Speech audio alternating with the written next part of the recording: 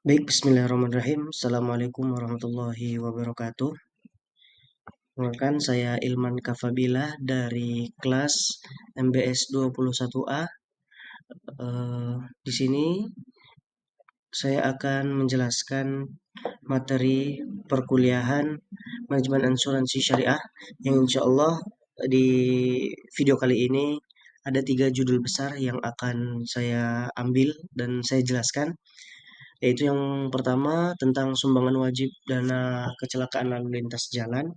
Kemudian ada juga setelah itu asumsi perjalanan haji 2023 dan terakhir yaitu mengenai ringkasan atau summary eh, materi-materi yang sudah diajarkan di kelas. Baik, yang pertama saya akan menjelaskan materi mengenai SWDKL LJ, yaitu sumbangan wajib dana kecelakaan lalu lintas jalan.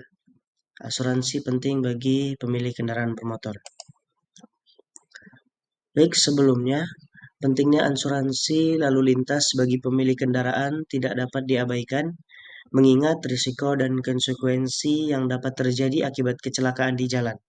Asuransi ini menyediakan perlindungan finansial yang krusial, melibatkan ganti rugi atas kerusakan pemilik kendaraan maupun pihak ketiga yang melibat dalam suatu kecelakaan. Selain itu, tanggung jawab hukum terhadap pihak ketiga juga dapat diatasi melalui polis asuransi lalu lintas. Perlindungan biaya medis adalah aspek penting lainnya, mencakup pengobatan dan perawatan medis bagi pemilik kendaraan dan penumpangnya. STNK atau surat tanda kendaraan bermotor bukan hanya sebuah dokumen legalitas semata, tetapi juga membawa fasilitas asuransi yang dikenal sebagai istilah SWDKLLJ. Nah, melalui STNK sendiri, pemilik kendaraan otomatis mendapatkan akses ke dalam SWDKLLJ ini tanpa perlu ada proses tambahan. Nah, sumbangan wajib dana kecelakaan lalu lintas jalan atau SWDKLLJ ini merupakan sumbangan yang harus dibayar oleh pemilik kendaraan untuk mendapatkan manfaat asuransi ini. Yang menarik, fasilitas asuransi ini disediakan tanpa harus memerlukan pembayaran premi tambahan, sehingga lebih terjangkau bagi pemilik kendaraan.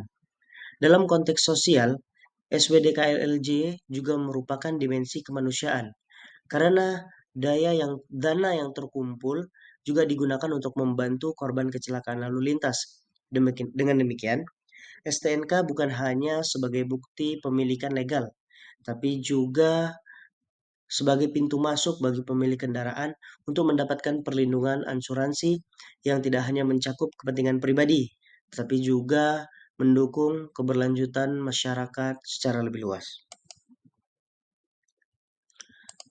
Selanjutnya, definisi dari sumbangan wajib dana kecelakaan lalu lintas jalan.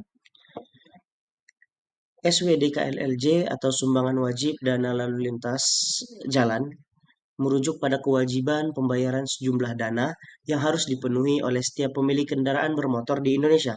Nah, tujuannya adalah untuk memberikan perlindungan dalam bentuk asuransi terhadap risiko kecelakaan lalu lintas yang terjadi di jalan. Sumbangan ini merupakan bentuk partisipasi aktif dari masyarakat dalam membangun perlindungan bersama dan tanggung jawab sosial terhadap dampak kecelakaan lalu lintas.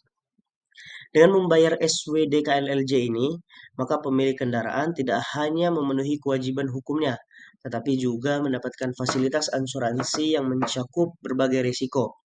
Dana yang terkumpul dari SWDKLLJ ini digunakan untuk memberikan bantuan kepada korban kecelakaan lalu lintas, termasuk juga biaya pengobatan, rehabilitasi, dan dukungan finansial lainnya. Dengan demikian, SWDKLLJ bukan hanya sebuah kewajiban administratif, tapi juga menjadi instrumen solidaritas sosial yang bertujuan untuk memberikan perlindungan bagi seluruh komoditas pengguna jalan raya. Nah, dalam konteks ini juga, SWDKLLJ mencerminkan semangat kebersamaan dan saling peduli untuk mengatasi resiko kecelakaan lalu lintas, serta memberikan dampak positif bagi masyarakat yang terkena imbasnya. Selanjutnya, kewajiban pemilik kendaraan. Nah, Setiap pemilik kendaraan bermotor pasti dan diwajibi untuk memiliki sumbangan wajib dana kecelakaan lalu lintas, yang mana ini merupakan bentuk kontribusi mereka terhadap perlindungan bersama di jalan raya. Kepemilikan surat tanda nomor kendaraan atau STNK juga menjadi salah satu syarat utama untuk memenuhi kewajiban ini. Bukan hanya dokumen legalitas, tetapi juga menjadi pintu masuk utama untuk mendapatkan fasilitas asuransi SWDKLLJ.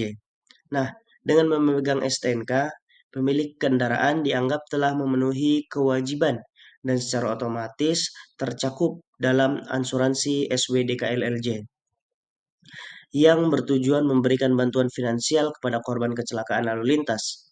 Dengan demikian, hubungan antara kewajiban memiliki SWDKLLJ dan kepemilikan STNK merupakan langkah yang konkret dalam meningkatkan keselamatan dan perlindungan di jalan raya. Selanjutnya, apa saja manfaat dari SWDKLLJ?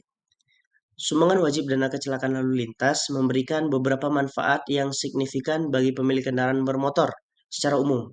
Nah, di sini saya akan menjelaskan beberapa manfaat dari SWDKLLJ itu sendiri. Yang pertama, perlindungan finansial. Artinya, SWDKLLJ ini memberikan perlindungan finansial terhadap risiko kecelakaan lalu lintas yang dimana mencakup di dalamnya perawatan biaya medis, perbaikan kendaraan, dan ganti rugi terhadap pihak ketiga yang terdampak. Selanjutnya ada inklusif untuk pemilik kendaraan. Setiap pemilik kendaraan yang telah membayarkannya SWDKLJ ini secara otomatis tercakup dalam program asuransi ini. Ini memastikan inklusivitas dan keamanan finansial bagi semua pemilik kendaraan. Selanjutnya ada tanggung jawab sosial. Artinya mencerminkan tanggung jawab sosial dan solidaritas dalam komunitas pengguna jalan raya. Sumbangan ini juga digunakan untuk membantu korban kecelakaan dan mendukung upaya pemulihan mereka. Selanjutnya tidak memerlukan tambahan premi. Artinya fasilitas asuransi ini disediakan tanpa memerlukan pembayaran premi tambahan. Hal ini yang membuatnya lebih terjangkau dan lebih mudah diakses oleh pemilik kendaraan. Nah, selanjutnya ada keberlanjutan dana kecelakaan.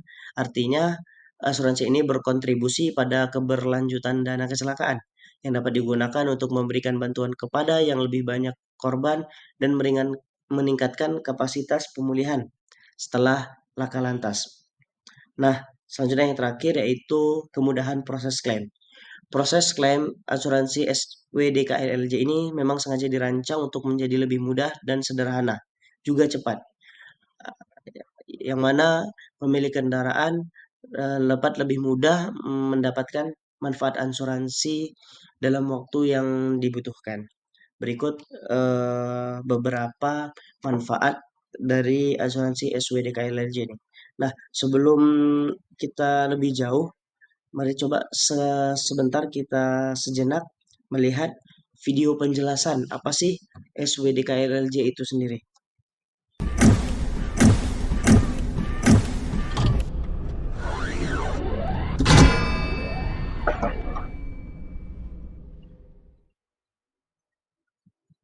Korban atau pasien kecelakaan yang tidak punya BPJS Kesehatan ataupun BPJS Ketenagakerjaan. Lihat STNK Anda. Pernah mendengar atau membaca SWDKL? LJ. Coba rekan-rekan cermati STNK kendaraan. Saat kita membayar pajak kendaraan, otomatis kita akan dikenai biaya SWDKLLJ. Terus SWDKLLJ apakah itu? Kegunaannya untuk apa? SWDKLLJ adalah singkatan dari sumbangan wajib deni kecelakaan lalu lintas jalan. Nah, dengan membayar SWDKLLJ saat membayar pajak kendaraan, maka otomatis diri kita tercatat ikut asuransi yang dikelola oleh perusahaan BUMN yang bernama Jasara Harja. Besarnya tarif SWDKLLJ tergantung dari tipe kendaraan. Untuk motor dengan kapasitas mesin 50 cm3 sampai dengan 250 cm3 akan dikenai tarif sebesar 35.000, sedang kendaraan UTK jenis sedan, station, wagon, jeep, minibus dan lainnya sebesar 143.000. Kegunaan yang didapat dari SWDKL LJ, yaitu kita memperoleh perlindungan asuransi bila terjadi kecelakaan jalan raya.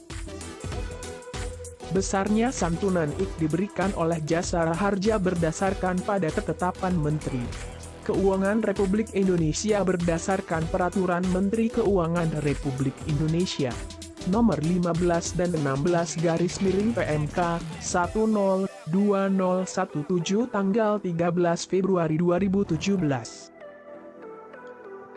Meninggal dunia ahli waris.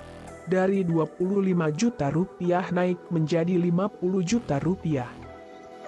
CACAT tetap dari 25 juta rupiah naik menjadi 50 juta rupiah. Biaya perawatan luka. Luka maksimal dari 10 juta rupiah naik menjadi 20 juta rupiah. Penggantian biaya P3K dari tidak ada menjadi 1 juta rupiah. Penggantian biaya ambulans dari tidak ada menjadi 500.000 rupiah. Biaya penguburan jika tidak ada ahli waris dari 2 juta rupiah naik menjadi 4 juta rupiah. Untuk dapatkan santunan tersebut, 1. Menghubungi kantor Jasara Harja terdekat. 2. Isi formulir ajuan dengan memasukkan laporan kecelakaan dari pihak kepolisian atau pihak berwenang, surat keterangan kesehatan dari dokter, jati diri, KTP korban atau ahli waris korban, TAP istrinya korban atau keluarga korban laka lantas males banget ngurus laporan kepolisian. Ingat ya, ini syarat penting. Mau DPTH, harus uruslah. 3. Jika korban luka-luka dilampirkan kwitansi biaya perawatan dan pengobatan asli. Sedangkan jika meninggal dunia, dibutuhkan kartu keluarga atau surat nikah. 4. Hak santunan menjadi tidak berlaku bila waktu mengajukannya lebih dari 6 bulan, sejak mulai terjadinya musibah atau tidak dilakukan penagihan dalam kurang waktu 3 BLN, sejak mulai hak santunan disetujui oleh Jasara Harja. Santunan ini diberikan tidak hanya pada seseorang atau pengemudi, tapi juga berlaku pada berapa penumpang yang turut jadi korban kecelakaan. Jadi kita harus tahu hak kita dan jangan pernah terlambat memprosesnya. Kita semua wajib tahu, karena ada hak. Hanya itu saja yang bisa saya informasi, semoga bermanfaat untuk teman-teman yang belum tahu. Jangan lupa untuk mensubscribe channel saya dan jangan lupa. Nah, teman-teman, tadi sudah kita lihat sama-sama video penjelasan mengenai SWDKLLJ itu sendiri. Dari manfaat, cara klaim, dan berapa yang didapat. Seperti itu ya, kurang lebih teman-teman. Nah, saya rasa dari video tadi dan penjelasan sebelumnya, kira-kira teman-teman mungkin sedikitnya sudah lebih paham.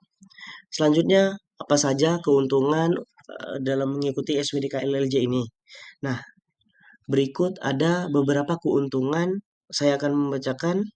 Yang pertama yaitu perlindungan asuransi tanpa biaya penambahan. Seperti yang sudah dikatakan tadi, pemilik kendaraan mendapatkan fasilitas asuransi ini tanpa perlu membayar premi tambahan. Kemudian, perlindungan terhadap risiko kecelakaan. Artinya, asuransi SWDKLLJ ini memberikan perlindungan terhadap risiko kecelakaan lalu lintas, mencakup di dalamnya biaya perawatan medis, perbaikan kendaraan, ganti rugi terhadap pihak ketiga. Selanjutnya, kemudahan proses klaim. Artinya, sengaja asuransi ini dirancang lebih sederhana agar pemilik kendaraan yang kecelakaan lebih mudah mendapatkan asuransi ini. Nah, selanjutnya peningkatan kesadaran keselamatan. Artinya, Dengan mengikuti asuransi SWDK-LLJ ini juga merupakan bentuk partisipasi dalam peningkatan kesadaran keselamatan lalu lintas, karena dana yang terkumpul juga digunakan untuk membantu korban dan mendorong perilaku berkendara yang aman. Selanjutnya, inklusivitas dan keadilan. Artinya, asuransi ini menjamin bahwa setiap pemilik kendaraan tanpa memandang jenis atau nilai kendaraan yang dia punya dapat juga merasakan perlindungan, dan ini juga menciptakan sistem yang lebih inklusif dan adil. Kemudian yang terakhir, kontribusi pada keberlanjutan dana kecelakaan. Artinya melalui dana partisipasi kecelakaan SWDKLJ ini, pemilik kendaraan turut berkontribusi pada keberlanjutan dana kecelakaan dan memastikan bahwa dana tersebut dapat membantu banyak korban kecelakaan di masa mendatang. Dan terakhir, kesimpulan, artinya dalam rangka menciptakan keamanan dan perlindungan dalam berlalu lintas, SPDKLLJ ini merupakan kunci peran sebagai bentuk asuransi yang dapat mencakup resiko kecelakaan di jalan raya. Dan asuransi ini juga memberikan perlindungan finansial yang bersifat inklusif bagi setiap pemilik kendaraan. Oleh karenanya, penting bagi setiap pemilik kendaraan untuk memahami dan mengikuti SWDKLLJ ini sebagai wujud tanggung jawab sosial dan langkah proaktif dalam menjaga keselamatan pribadi dan masyarakat di jalan.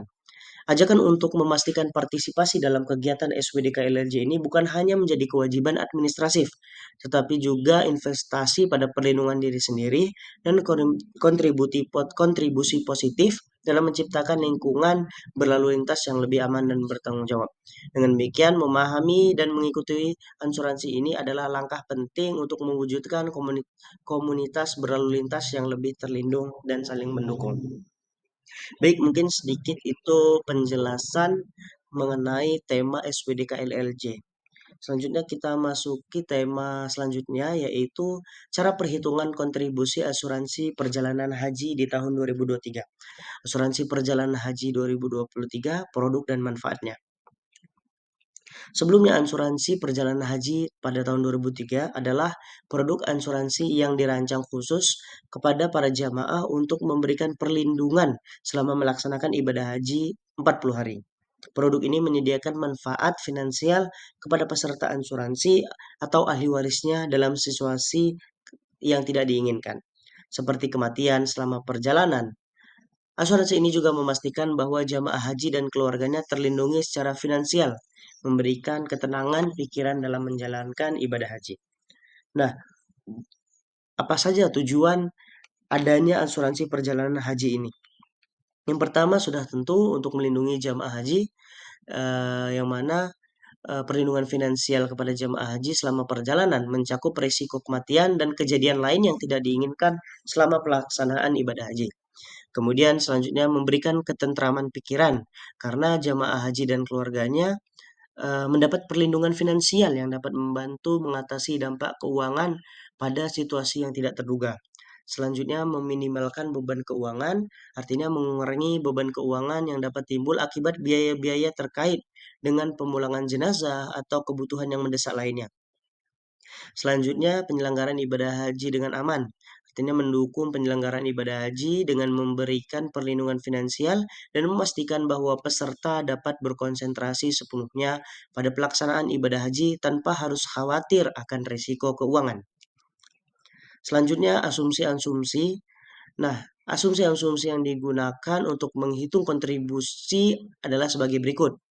Yang pertama, jumlah jamaah haji pada tahun 2023 yaitu sebanyak 200.000 orang.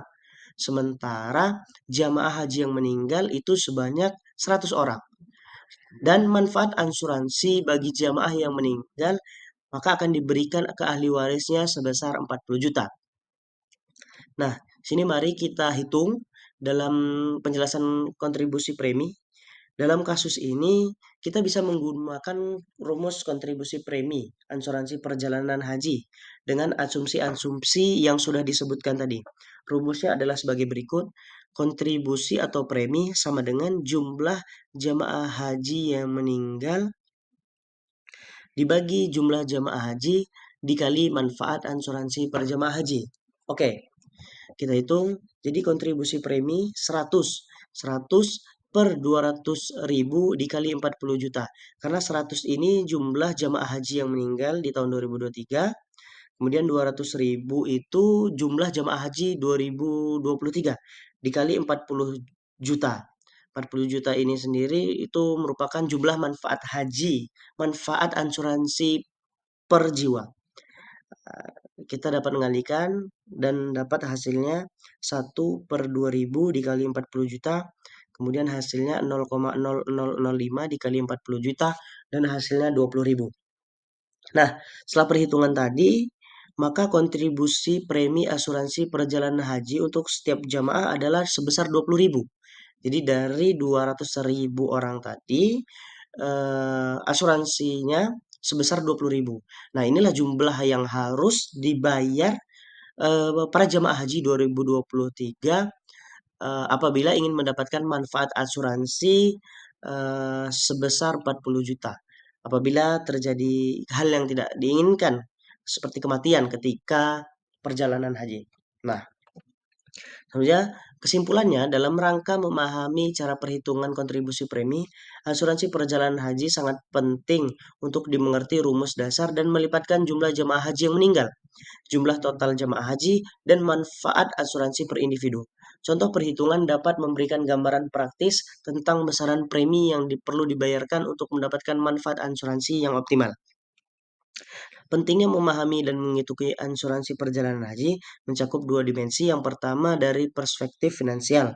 Asuransi tersebut memberikan perlindungan finansial yang krusial bagi jamaah haji dan keluarganya dalam melindungi dan menghadapi resiko kematian selama perjalanan haji. Selanjutnya yang kedua, dari perspektif ketenangan pikiran. Asuransi ini juga memberikan rasa aman dan keyakinan dan memungkinkan jamaah haji untuk fokus sepenuhnya pada pelaksanaan ibadah haji tanpa beban, tanpa kekhawatiran terkait risiko keuangan. Nah, dengan demikian, setelah kita memahami dan mengikuti asuransi perjalanan haji dengan menjadi langkah-langkah proaktif untuk memastikan perlindungan optimal bagi peserta haji. Ini adalah bentuk investasi pada keamanan finansial dan ketenangan pikiran selama ibadah haji. Dengan melibatkan diri dalam asuransi perjalanan haji ini, maka setiap jamaah dapat menjalankan ibadahnya dengan pikiran yang tenang dan mengetahui bahwa mereka telah mengambil langkah untuk melindungi diri dari keluarga dan keluarga dari resiko yang tidak terduga. Nah, seperti itu penjelasan singkat mengenai produk ibadah haji 2023. Nah, kita masuk ke materi yang ketiga, ya, yaitu di sini saya akan menjelaskan ringkasan 5 materi yang sudah diajarkan ketika perkuliahan. Itu ada reasuransi syariah, kemudian asuransi mikro syariah, kemudian peran otoritas jasa keuangan terhadap industri asuransi syariah, kemudian Dewan Pengawas Syariah dan Dewan Pengawas Syariah Nasional MUI, dan yang terakhir pialang asuransi syariah. Kita masuk ke yang pertama yaitu reasuransi syariah. Sedikit pengantar tentang reasuransi syariah. Reasuransi syariah ini sebagai bagian integral dari industri asuransi syariah yang menghadirkan suatu kerangka kerja yang mengikuti prinsip-prinsip syariah Islam. Dalam konteks ini, perusahaan reasuransi syariah bekerja sama dengan perusahaan asuransi syariah untuk mengelola dan mendiversifikasi risiko. Tujuan utamanya adalah untuk meningkatkan stabilitas keuangan perusahaan asuransi syariah dan memberikan perlindungan tambahan terhadap risiko besar. Prinsip-prinsip seperti musyarakah dan mudharabah membentuk dasar dari kerjasama ini. Dengan keduanya saling berbagi resiko dan keuntungan, penggunaan prinsip syariah dalam reasuransi syariah memberikan dimensi etika yang kuat dan menciptakan lingkungan bisnis yang sesuai dengan nilai-nilai Islam. Nah, kemudian pentingnya konsep reasuransi syariah dalam konteks asuransi syariah ini apa? Nah, yaitu pentingnya konsep reasuransi syariah dalam asuransi syariah tidak dapat dilebih-lebihkan. Dalam suatu industri yang menitik beratkan pada keadilan, kerjasama dan kepatuhan terhadap prinsip-prinsip Islam, reasuransi syariah memiliki peran sentral. Konsep ini memberikan kestabilan keuangan yang vital bagi perusahaan syariah dengan memungkinkan mereka mengelola risiko secara efektif. Melalui partisipasi perusahaan reasuransi, perusahaan asuransi syariah dapat mengatasi risiko besar, mengurangi potensi kerugian finansial, dan memberikan perlindungan lebih lanjut peserta asuransi. Dengan demikian, reasuransi syariah bukan hanya strategi bisnis, tetapi juga perwujudan prinsip-prinsip etika Islam dalam dunia keuangan modern. Selanjutnya, apa sih prinsip dan strateginya? Nah, prinsip utama dari reasuransi syariah mencakup konsep-konsep seperti musyarakah yaitu kerjasama dan mudharabah dan bagi hasil dan prinsip-prinsip syariah lainnya. Reasuransi syariah berpusat pada ide kerjasama dan berbagi resiko antara perusahaan dan asuransi dan reasuransi, melibatkan dana dalam bentuk mudharabah, di mana keuntungan dibagi berdasarkan kesepakatan sebelumnya. Prinsip ini juga memastikan kepatuhan dengan nilai-nilai etika Islam. Selanjutnya, strategi reasuransi syariah. Strategi reasuransi syariah ini mencakup pendekatan yang inovatif dan sesuai dengan prinsip-prinsip syariah. Hal ini termasuk diversifikasi risiko, di mana perusahaan asuransi syariah dapat mengelola risiko secara efisien dengan bermitra dengan perusahaan reasuransi. Strategi ini juga melibatkan penggunaan instrumen-instrumen syariah untuk mencapai tujuannya sendiri. Selain itu, fokus pada keadilan dan transparansi dalam proses klaim dan pembagian hasil keuntungan juga menjadi strategi penting dalam reasuransi syariah sendiri. Dengan demikian, strategi ini tidak hanya berfokus pada pengelolaan risiko, tetapi juga pada penerapan nilai-nilai syariah dalam bentuk aspek operasionalnya. Artinya dapat disimpulkan bahwa reasuransi syariah menonjol sebagai konsep yang krusial dalam industri asuransi syariah, menggabungkan prinsip-prinsip syariah dengan strategi pengelolaan risiko yang efektif. Ringkasan utama menunjukkan bahwa reasuransi syariah membawa prinsip-prinsip musyarakah, mudharabah, dan prinsip syariah lainnya ke dalam kerangka kerja industri asuransi syariah. Prinsip kerjasama dan berbagi risiko menjadi poin yang sentral dan memastikan bahwa kegiatan bisnis berjalan sesuai dengan nilai etika Islam. Nah, pentingnya penerapan konsep reasuransi syariah dalam industri asuransi syariah tidak hanya terletak pada manajemen risiko yang lebih baik, tapi juga pada pencapaian tujuan bisnis yang sesuai dengan prinsip-prinsip syariah. Melalui reasuransi syariah, industri ini dapat mencapai kestabilan keuangan yang lebih tinggi, memberikan perlindungan yang lebih optimal kepada peserta asuransi, dan memberikan dukungan pertumbuhan yang berkelanjutan dengan memegang erat prinsip keadilan dan transparansi. Penerapan konsep reasuransi syariah menciptakan lingkungan bisnis yang selaras dengan nilai-nilai moral dan etika Islam, mengukuhkan industri asuransi syariah sebagai pilar penting dalam sistem keuangan berbasis syariah. Nah, yang selanjutnya yaitu kita lanjut asuransi mikro syariah. Pengantar singkat tentang asuransi mikro syariah. Asuransi mikro syariah adalah suatu bentuk inovatif dari asuransi mikro yang menerapkan prinsip-prinsip syariah dalam desain dan operasionalnya. Dibanding dengan asuransi konvensional, asuransi mikro syariah menerapkan nilai-nilai etika Islam yang memberikan perlindungan finansial kepada masyarakat yang rentan secara ekonomi. Konsep ini bertujuan untuk menyediakan akses yang lebih luas kepada layanan asuransi, terutama bagi segmen masyarakat dengan tingkat ekonomi yang rendah, sekaligus memastikan kepatuhan terhadap prinsip-prinsip syariah yang melibatkan ketidakadilan, spekulasi, dan unsur bunga. Nah, kemudian apa sih pentingnya asuransi mikro sebagai instrumen perlindungan finansial bagi masyarakat yang rentan secara ekonomi? Asuransi mikro memiliki peran penting sebagai instrumen perlindungan finansial bagi masyarakat yang rentan secara ekonomi. Kenapa? Karena dalam konteks ini asuransi mikro syariah menjadi lebih relevan karena tidak hanya memberikan perlindungan finansial, tetapi juga sesuai dengan prinsip-prinsip syariah yang mendorong keadilan dan kesejahteraan bersama. Masyarakat yang berada di dalam kelompok ekonomi rendah seringkali menghadapi resiko yang lebih tinggi terhadap ketidakpastian keuangan, seperti bencana alam ataupun kejadian yang dapat merugikan mereka secara ekonomi. Oleh karena itu, penting untuk dipahami bahwa asuransi mikro syariah bukan hanya sebagai suatu produk keuangan, melainkan alat untuk memperdayakan masyarakat dan meningkatkan ketahanan ekonomi mereka.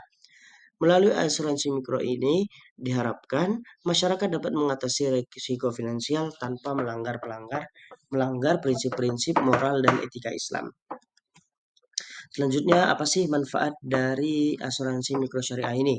Setidaknya, sini saya akan menjelaskan tiga. Yang pertama yaitu sebagai bentuk untuk perlindungan finansial, kemudian peningkatan ketahanan ekonomi, dan pemberdayaan komunitas.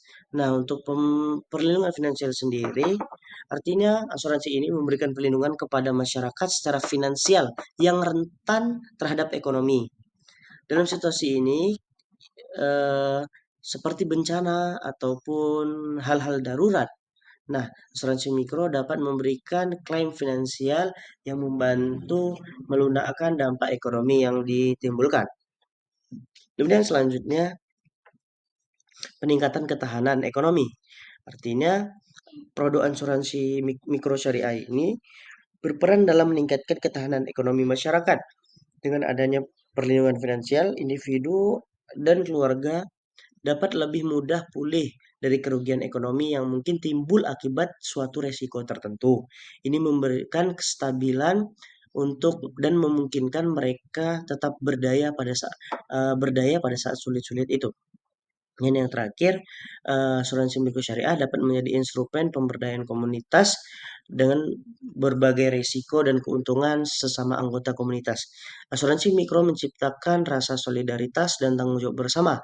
Hal ini dapat mendorong kolaborasi di antara anggota komunitas untuk mengatasi tantangan ekonomi yang mereka hadapi.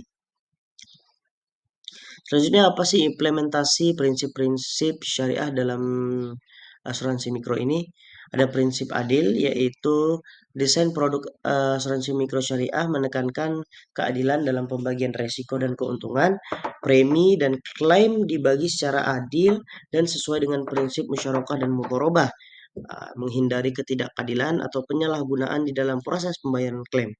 Kemudian yang selanjutnya transparansi.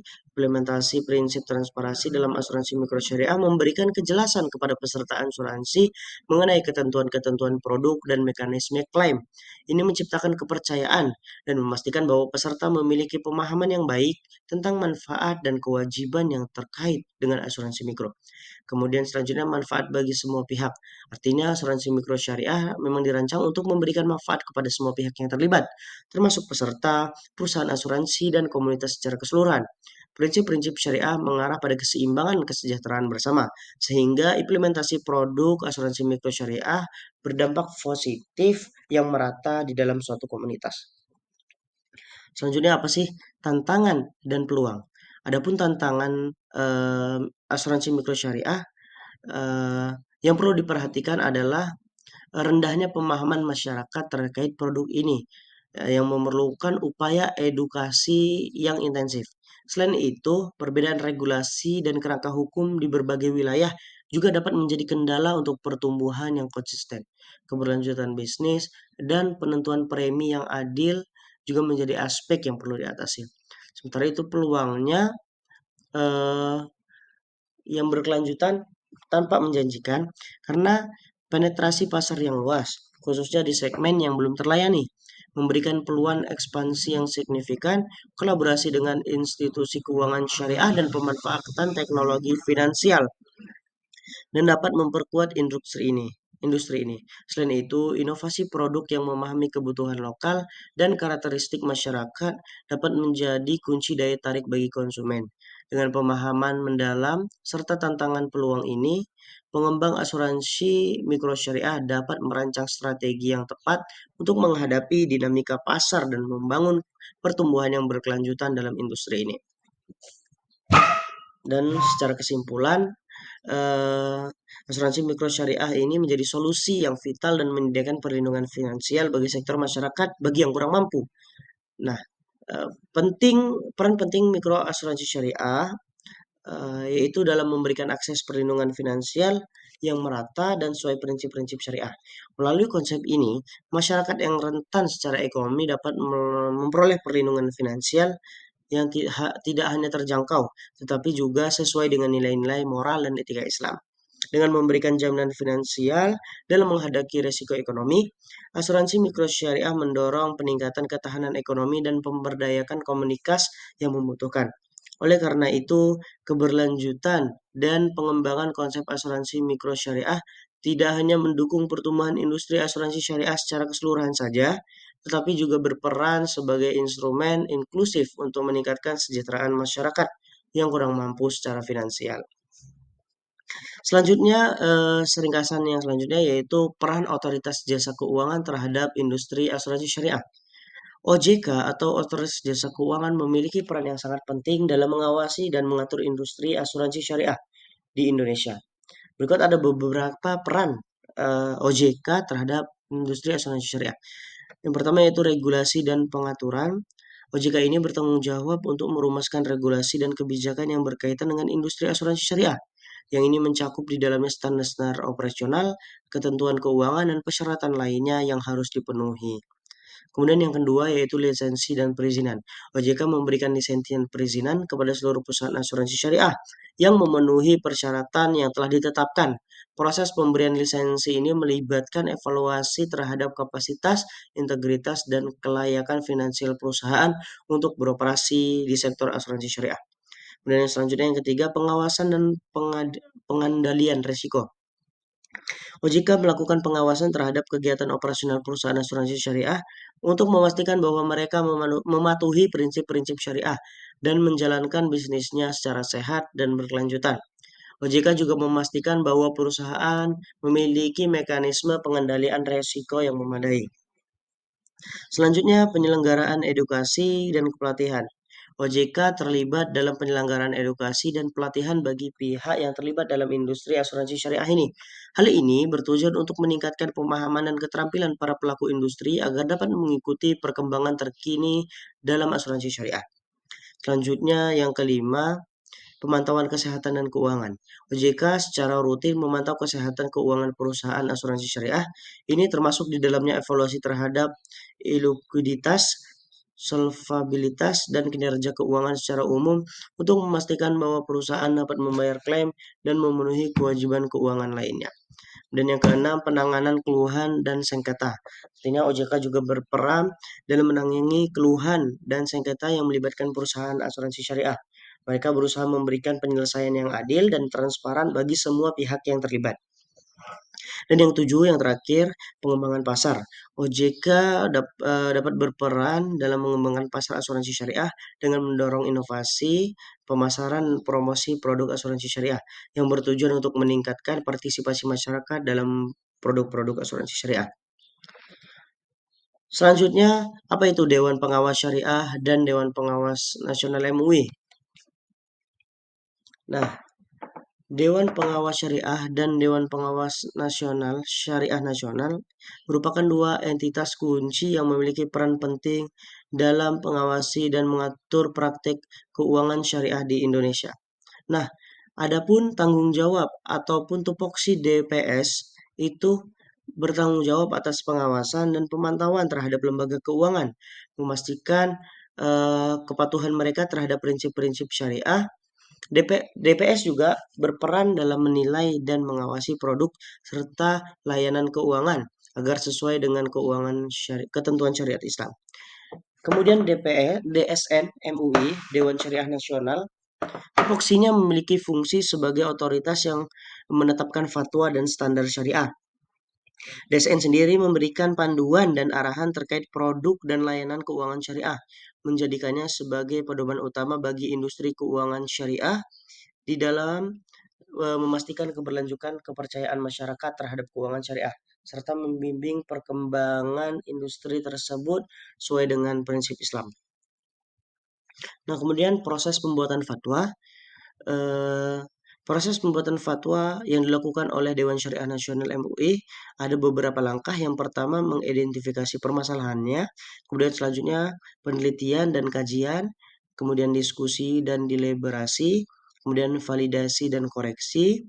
Kemudian penyusunan rancangan fatwa. Kemudian sidang pleno. Dan yang terakhir, penetapan dan pengumuman. Nah, adapun pentingnya fatwa sebagai landasan hukum untuk industri keuangan syariah, Yang pertama sebagai ketentuan hukum, kemudian sebagai pedoman produk dan layanan kepercayaan masyarakat, konsistensi dan keseragaman, dan pengembangan industri. Nah, lantas apa sih pentingnya kedua dewan tadi dalam konteks global? DPS dan DSN MUI memiliki kepentingan yang signifikan dalam konteks global untuk mendukung perkembangan industri keuangan syariah Indonesia. Kedua dewan ini bukan hanya bertindak sebagai eh, penjaga kepatuhan terhadap prinsip-prinsip syariah di tingkat nasional, tetapi juga berperan sebagai representasi otoritas syariah yang diakui secara internasional. Dengan kehadiran DPS, lembaga-lembaga keuangan syariah di Indonesia dapat memastikan bahwa operasional mereka memenuhi standar global dalam hal kepatuhan syariah.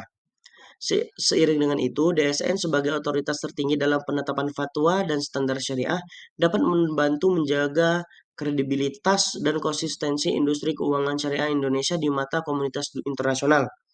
Keterlibatan dan pengakuan global terhadap DPS dan DSN dapat membantu mengukuhkan posisi Indonesia sebagai pusat keuangan syariah yang handal dan terpercaya di tingkat dunia, sehingga mendukung pertumbuhan dan daya saing industri keuangan syariah secara internasional.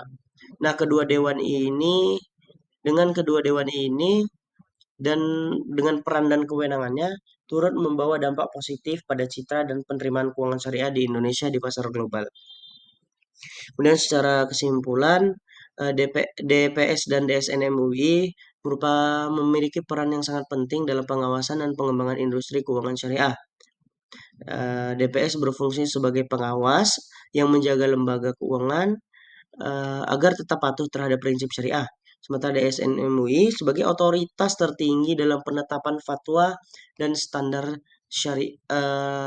fatwa dan standar syariah, memberikan panduan utama bagi industri ini. Kedua dewan ini tidak hanya menjaga kepatuhan, tetapi juga mengarah perkembangan industri keuangan syariah melalui pembuatan fatwa dan inovatif. Melalui keterlibatan mereka, keberlanjutan dan kepercayaan masyarakat terhadap keuangan syariah, kontribusi positif mereka terhadap pertumbuhan industri dan pemahaman masyarakat menjadi kunci dalam mengukuhkan posisi Indonesia sebagai pusat keuangan syariah yang berkualitas dan dihormati secara internasional. Secara keseluruhan, peran DPS dan DSN MUI tidak hanya memperkuat fondasi industri keuangan syariah di tingkat nasional, tetapi juga memberikan dampak positif yang mendalam, serta membentuk citra Indonesia di panggung global. Baik, selanjutnya yaitu yang terakhir, yaitu pialang asuransi syariah. Pialang asuransi syariah memiliki peran yang sangat krusial dalam menyediakan layanan-layanan asuransi dengan prinsip-prinsip syariah. Dalam konsep keuangan syariah, pialang asuransi berfungsi sebagai perantara yang tidak hanya memberikan konsultasi dan penasehatan kepada klien mengenai kebutuhan asuransi, tetapi juga bertanggung jawab dalam pengumpulan informasi terkait risiko yang akan dihadapi klien. Fungsi-fungsi lainnya mencakup penawaran produk asuransi syariah, negosiasi, dan penyusunan kontrak, penanganan klaim, serta pemantauan dan peninjauan rutin terhadap polis asuransi. Keuntungannya, eh, akses sebagai produk syariah, kemudian fasilitasi dalam produk klaim, serta pemeliharaan polis. Melalui presentasi akan dijelaskan pula studi kasus optimal tantangan yang dihadapi. Seperti itu ya. Selanjutnya, fungsi dari pialang asuransi syariah. Yang pertama yaitu konsultasi dan penasehat. Pialang asuransi syariah memberikan konsultasi kepada klien mengenai kebutuhan asuransi syariah, memberikan informasi mengenai produk-produk yang tersedia, dan memberikan penasehatan terkait perlindungan yang sesuai dengan prinsip syariah. Yang kedua, mengumpulkan informasi dari klien untuk menilai risiko yang akan terjadi. Ini mencakup pemahaman mendalam tentang profil klien dan risiko yang dihadapi untuk menentukan jenis asuransi yang paling cocok. Kemudian penawaran dan pemilihan produk, bilang menyajikan produk opsi asuransi syariah yang lebih relevan dengan kebutuhan dan risiko klien. Mereka membantu klien dalam pemilihan produk yang sesuai dengan prinsip syariah. Kemudian negosiasi dan penyusunan kontrak. Pialang asuransi syariah berperan dalam negosiasi antara klien dan perusahaan asuransi. Mereka membantu klien dan perusahaan Mereka membantu menyusun kontrak kontrak asuransi yang jelas dan sesuai dengan prinsip syariah, serta memastikan kedua belah pihak memahami dan setuju dengan ketentuan yang diterapkan. Kemudian yang selanjutnya fungsinya yaitu penanganan klaim. Jika terjadi kejadian yang memicu klaim, pialang berperan dalam membantu klien mengajukan eh, kepada perusahaan asuransi syariah. Mereka memfasilitasi komoditas dan proses klaim dan memastikan bahwa klaim ditangani secara adil dan sesuai dengan prinsip syariah. Selanjutnya apa sih keuntungannya menggunakan pialang asuransi syariah? Menggunakan pialang asuransi syariah memberikan sejumlah keuntungan yang signifikan dalam konteks keuangan syariah. Yang pertama, menawarkan pemahaman-pemahaman terkait prinsip-prinsip syariah dan memastikan bahwa produk layanan asuransi yang disarankan dengan nilai-nilai moral dan hukum Islam. Yang kedua, akses ke berbagai produk asuransi syariah yang ditawarkan oleh berbagai perusahaan dan dapat memberikan pilihan yang lebih luas juga kepada klien. Kemudian pialang juga memfasilitasi proses klaim yang efisien, memastikan bahwa klien mendapatkan hak-haknya sesuai dengan ketentuan syariah. Selain itu, pialang asuransi syariah juga membantu dalam pemeliharaan polis, memastikan bahwa perlindungan yang diberikan masih relevan dan dengan perubahan dan kebutuhan risiko klaim. Keseluruhannya, keuntungannya menggunakan pialang asuransi syariah mencakup pemahaman yang lebih baik, ke akses sebagai produk, serta pelayanan yang terfokus pada prinsip-prinsip etika dan hukum Islam, dan memberikan jaminan serta kepercayaan kepada klien terhadap perlindungan asuransi yang mereka pilih. Dalam kesimpulannya, pialang asuransi syariah memiliki peran yang sangat penting dalam industri keuangan syariah. Mereka bukan hanya menjadi perantara yang memberikan pelayanan asuransi, tetapi juga menjadi penasehat yang membantu klien memahami dan memilih solusi asuransi yang tepat. Pialang membawa pemahaman pendalam tentang prinsip syariah, memberikan akses ke berbagai produk asuransi syariah, serta membantu dalam proses klaim dan pemeliharaan polis. Dalam menjalankan fungsi-fungsinya, pialang asuransi syariah memainkan peran krusial dalam membangun kepercayaan dan kepuasan klien untuk mendukung pertumbuhan industri keuangan syariah. Diperlukan pemahaman yang lebih lanjut tentang peran dan fungsi pialang ini, serta kolaborasi yang erat antara pialang, lembaga keuangan, dan masyarakat. Mendorong pemahaman lebih dalam dan kolaborasi yang sinergis dalam industri keuangan syariah akan membawa manfaat positif bagi semua pihak, memperkuat fondasi industri, dan menjaga integritas serta keberlanjutan keuangan syariah di masa depan.